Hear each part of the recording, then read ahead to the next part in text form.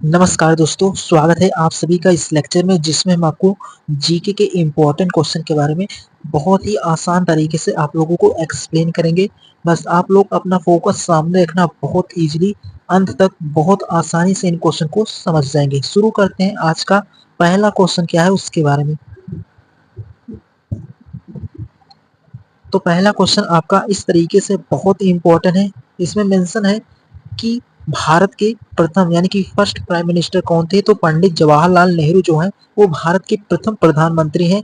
ये आपको क्लियर होना चाहिए, सीधे एग्जाम में बनने वाले क्वेश्चन है। एंड उसी प्रकार सेकंड है, ये भी आपका बहुत इंपॉर्टेंट है। इसमें मेंशन किया है कि 1857 यानी कि 1857 की क्रांति का मुख्य कारण क्या था। यानी कि जो 1857 की क्रांति हुआ था उसका मुख्य कारण जो था उसमें इसमें मेंशन किया है कि जो सैनिक थे उनमें असंतोष था। सैनिकों में असंतोष होने का कारण ये था कि जो कारतूसें थी उसमें गाय और सुअर की चर्बी का प्रयोग किया गया था, इसलिए सैनिकों में असंतोष था। इसीलिए 1857 की क्रांति का यही मुख्य कारण था। ये आपको प्रॉपर समझ हो गया होगा, बहुत ही इंपॉर्टेंट क्वेश्चन है। एंड उसी प्रकार तीसरा क्वेश्चन भी आपका बहुत इंपॉर्टेंट है। तो इसमें मेंशन है कि महात्मा की उपाधि गांधी को किसने दिया था। यानी कि जो गांधी जी थे उन्हें महात्मा की उपाधि देने वाले जो हैं आपके वो रविन्द्रनाथ टैगोर हैं। ये आपको क्लियर हो गया होगा, बहुत ही इंपॉर्टेंट है। तो इस तरीके से इम्पॉर्टेंट क्वेश्चन को आप बहुत इजीली समझ गए होंगे, बहुत ही इंपॉर्टेंट है। एंड उसी प्रकार अगले क्वेश्चन के बारे में बात करें तो अगला फोर्थ नंबर क्वेश्चन है, बहुत इंपॉर्टेंट है। इसमें मेंशन किया है इस तरीके से। तो इसमें पूछ रहा है आपसे कि सुभाष चंद्र बोस ने आजाद हिंद फौज कब बनाई थी। यानी कि जो सुभाष चंद्र बोस थे उन्होंने आजाद हिंद फौज को कब बनाया था। तो 1942 में। ये भी आपको प्रॉपर समझ हो गया होगा, बहुत इंपॉर्टेंट है। तो उम्मीद करता हूँ अगर आपका फोकस सामने रहेगा तो बहुत इजीली इन क्वेश्चन को भी आप समझ जाएंगे। एंड बढ़ते हैं अगले क्वेश्चन के बारे में। उसके बाद पांचवा क्वेश्चन आपका बहुत इंपॉर्टेंट है। इसमें मेंशन है इस तरीके से। तो इसमें पूछ रहा है आपसे कि ताजमहल का निर्माण किसने करवाया था। तो ताजमहल का जो निर्माण करवाए थे वो आपके शाहजहां थे। ये आपको प्रॉपर समझ होना चाहिए, बहुत इंपॉर्टेंट है। एंड उसी प्रकार छठवां क्वेश्चन है आपका, बहुत इंपॉर्टेंट है। तो 6 नंबर मेंशन है कि अशोक किस वंश का शासक था। तो जो अशोक सम्राट थे वो मौर्य वंश के शासक हैं। ये आपको क्लियर हो गया होगा। इस तरीके से ये भी क्वेश्चन आपको बहुत इजीली समझ में आ गए होंगे। तो उम्मीद करता हूँ आप इन 6 क्वेश्चन को बहुत आसानी से समझ गए होंगे, बहुत इंपॉर्टेंट है। किसी भी प्रीवियस ईयर एग्जाम को आप देखेंगे तो आपको फुल क्लियरिटी आ जाएगी। इसी लेवल के आप लोगों के एग्जाम में क्वेश्चंस मेंशन होते हैं, तो इनके बारे में आपको प्रॉपर समझ होना चाहिए। अगर आपका फोकस सामने रहेगा तो आप बहुत इजीली इन क्वेश्चन को समझ पाएंगे। एंड उसी प्रकार अगले क्वेश्चन के बारे में बात करें तो अगला क्वेश्चन आपका बहुत ही इंपॉर्टेंट है। तो अगला क्वेश्चन आपका 7th है। इसमें मेंशन है, बहुत ही इंपॉर्टेंट है। इसमें मेंशन है कि महात्मा गांधी का जन्म कहाँ हुआ था। तो महात्मा गांधी जी जो थे उनका जो जन्म स्थान है वो गुजरात राज्य में हुआ था। और गुजरात राज्य में कौन से स्थान पर हुआ था। तो पोरबंदर में। जो गुजरात राज्य है आपका उसकी राजधानी गांधीनगर है। ये भी आपको क्लियर होना चाहिए। तो इस तरीके से जो महात्मा गांधी का जन्म हुआ था वो गुजरात में हुआ था, पोरबंदर में। यानी कि गुजरात राज्य में पोरबंदर एक स्थान है, वहां पर वहीं पर महात्मा गांधी का जन्म हुआ था। ये आपको क्लियर होना चाहिए। एंड उसी प्रकार अगला क्वेश्चन ये भी आपका बहुत इंपॉर्टेंट है कि जो प्लासी का युद्ध हुआ था 1757 में। तो प्लासी का युद्ध कब हुआ था। तो 1757 यानी कि 1757 में प्लासी का युद्ध हुआ था। ये आपको क्लियर होना चाहिए। तो इस तरीके से ये भी क्वेश्चन आप बहुत इजीली समझ के होंगे, बहुत ही इंपॉर्टेंट है। एंड उसी प्रकार जो आपका 9th नंबर क्वेश्चन है ये भी आपका एग्जाम के पॉइंट ऑफ से बहुत इंपॉर्टेंट है। इसमें मेंशन है कि झांसी की रानी जो लक्ष्मीबाई का असली नाम क्या था। तो मणिकर्णिका। ये आपको क्लियर होना चाहिए, बहुत इंपॉर्टेंट है। एंड उसी प्रकार इस तरीके से आप इन क्वेश्चन को भी बहुत इजीली समझ गए होंगे, बहुत ही इंपॉर्टेंट है। एंड उसी प्रकार अगले क्वेश्चन के बारे में बात करें तो अगला क्वेश्चन आपका बहुत इंपॉर्टेंट है। तो इसमें मेंशन है 10th नंबर क्वेश्चन है। तो इसमें मेंशन है कि दिल्ली का लाल किला किसने बनवाया। तो दिल्ली का जो लाल किला बनवाने वाले हैं वो शाहजहां है। ये आपको क्लियर होना चाहिए। एंड उसी प्रकार 11th नंबर क्वेश्चन जो है वो बहुत इंपॉर्टेंट है कि प्रथम स्वतंत्रता संग्राम किस वर्ष हुआ, तो 1857 यानी कि 1857 में प्रथम स्वतंत्रता संग्राम हुआ था। ये आपको क्लियर होना चाहिए, बहुत इंपॉर्टेंट है। सीधे एग्जाम के पॉइंट ऑफ व्यू से ये क्वेश्चंस बहुत ही इंपॉर्टेंट है। अगर आप किसी भी प्रीवियस ईयर एग्जाम को उठाएंगे तो आपको वहां पर जरूर मेंशन होंगे इस तरीके के क्वेश्चन। तो फोकस अपना सामने रखना, आप किसी भी एग्जाम की तैयारी कर रहे हैं, आपको एग्जाम नहीं देखना, आपको केवल देखना है सब्जेक्ट। अगर आपके सिलेबस में जीके है तो आपके लिए क्लास इंपॉर्टेंट है। फोकस आप हमेशा हर एक सब्जेक्ट में फोकस आपका सामने रहता है तो बहुत इजीली आप उस टॉपिक को समझ पाते हैं, आपको फुल क्लियरिटी होगी। अगर आप फोकस से किसी भी टॉपिक को समझते हैं तो बहुत लंबे समय तक उनको याद रख सकते हैं, क्योंकि अगर आपको लंबे समय तक याद रहेगा तभी आप एग्जाम में बनने वाले क्वेश्चन को कर पाएंगे। एंड उसी प्रकार 12वां क्वेश्चन आपका बहुत इंपॉर्टेंट है।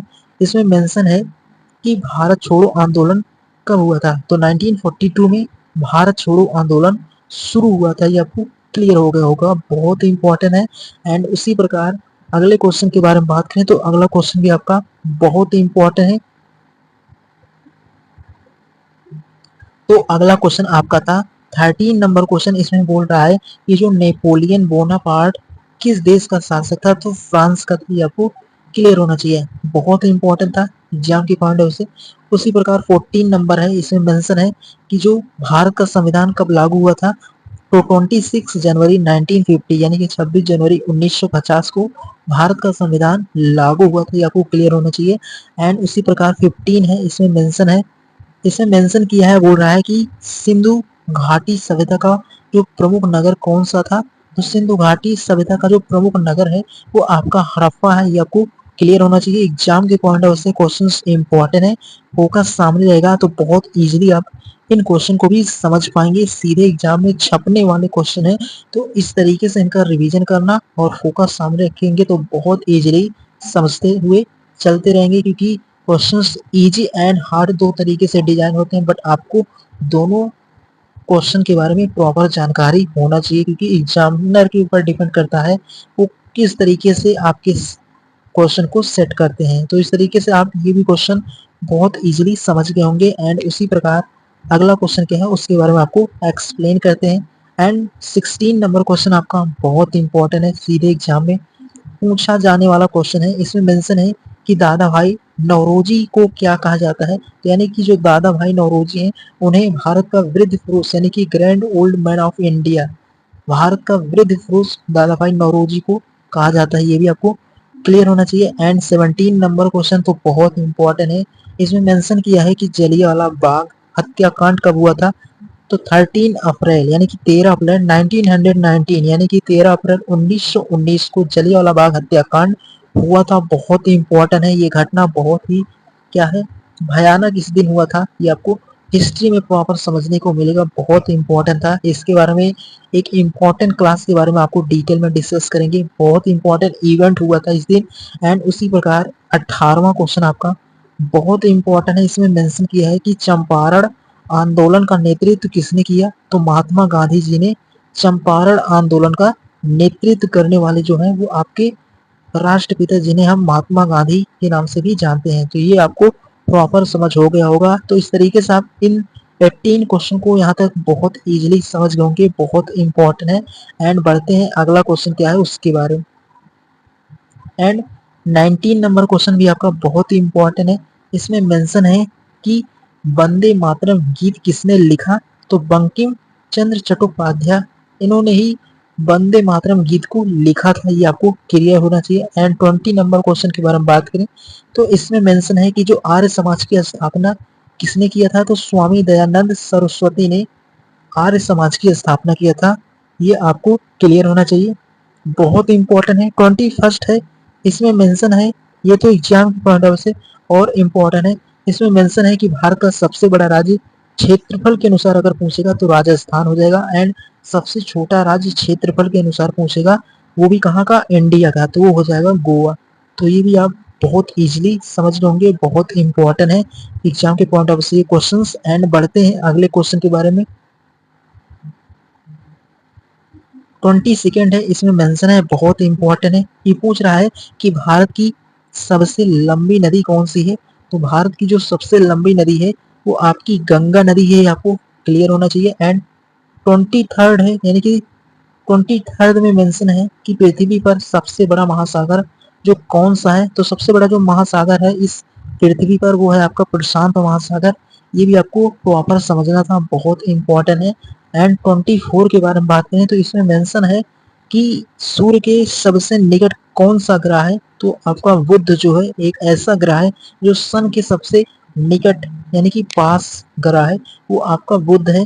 तो इस तरीके से ओवरऑल इन 24 क्वेश्चन को भी बहुत इजीली समझ गए होंगे। एंड बात करें आज के लास्ट क्वेश्चन के बारे में, तो इस तरीके से अगला क्वेश्चन आपका है। तो अगला क्वेश्चन भी आपका बहुत इंपॉर्टेंट है। 25 के बारे में बात करें तो 25 है, इसमें मेंशन है कि भारत की राजधानी क्या है। तो भारत की जो राजधानी है वो आपकी नई दिल्ली है, ये आपको प्रॉपर समझ हो गया होगा। तो इस तरीके से जो आपकी इंडिया की राजधानी है वो नई दिल्ली है। उसी प्रकार 26 भी आपका बहुत इंपॉर्टेंट है।